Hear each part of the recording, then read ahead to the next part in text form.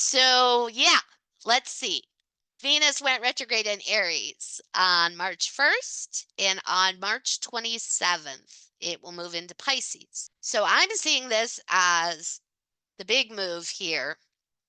Any inner reflection we've been doing on our actions, our excitement, our passions, right? Our fire, all of that Aries energy is going to become exponentially more emotional as Venus sits retrograde in Pisces from March 27th through April 12th or 13th. So we'll see this individually. We'll also see it collectively. I think there will be an emotional wrecking people start to come to that haven't been able to up until that point.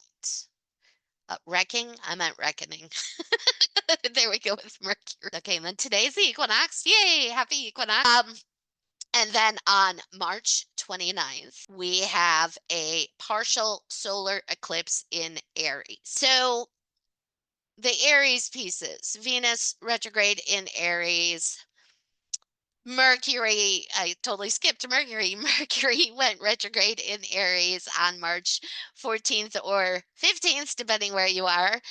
Will move into Pisces on the 29th. So on the day of the solar eclipse in Aries, Mercury, while still in retrograde, is moving from Aries to Pisces 2 days after Venus, which is retrograde in Aries, will be moving retrograde into Pisces. So that really feels to me like this big emotional period of time, March 29th through the first couple of few days of April. And one of the things I'm always aware of with eclipses, especially solar eclipses, is the potential for shifts in power. That's going to be something to look for. How are power shifts occurring both in ourselves and our relationships, and then also in the bigger picture around us. And it's really important to not be hyper focused on just what's happening here in the US, but to look at the power dynamics worldwide, because it's like the whole board is changing. The whole board feels like it's really, and there is something really big happening with Saturn that's going to bring that online even more. Okay, so on April 13th through May 4th, all planets will be direct. Through May 5th, when Pluto goes retrograde in Aquarius. I'm not going to run down all of the retrogrades that are then going to occur. There are a lot of retrogrades in the outer planets, especially, that are going to happen over the summer.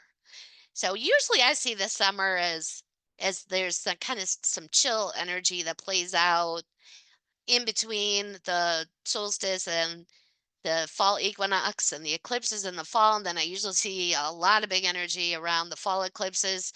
I'm not seeing that slow down this year. To me, it's looking like this is a year of acceleration, wrapping things up and planting new seeds at the same time. And it's going to be really important to tend to yourself and your self-care during the rapidly accelerating and shifting energy. Know that things will change. They'll look one way and then another, right? It's not just one or two. It's not either or. There are many possibilities and many eventualities. And the collective is still driving this experience in a lot of ways, even though right now it absolutely looks like there are just a few people running the show. It's not true, but it absolutely looks that way. And for the people who are being directly affected by that reflection in our reality, their suffering is valid. So I don't say this to cancel out the horrible fucking things that are happening right now. I say it because this is my multidimensional perspective. Those at the top have grabbed the assumption of power again in a bigger way, in a magnified way. More and more people are seeing this is true.